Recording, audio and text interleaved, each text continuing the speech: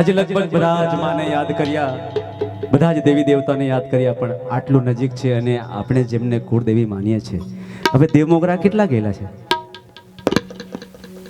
અડધા નથી ગયા એવું લાગે ભાઈ. હાથ ઉપર દેવમોગરા કે હું તો ગયેલો છું ભાઈ, વારંવાર ગયેલો છું. વાહ! અને એને આપણે કુળદેવી તરીકે પણ સ્વીકારીએ છીએ યાર. એટલે બધું હોવું જોઈએ, પણ ખાલી એકાદ નાનકડી પંક્તિ આપણી હોય ને કુળદેવી માનું, આ ખાલી લગ્નમાં જ નાચવાનું નથી, પણ માનું એક ગુણગાન છે, માના વખાણ છે, દેવમોગરા માના. ખાલી એક નાનકડી પંક્તિ છે, એ ફરમાઈશ હતી. એટલે એકવાર બોલીએ દેવમોગરા માતની. ના, બિલકુલ નહીં ચાલે, અવાજ હોવો જોઈએ. બોલીએ દેવમોગરા માતની. એવું લાગે કે હવે માનતા છો, એટલું જ કરવા હું કામ જવાનું યાર? માનવું પડે યાર, માનવું પડે.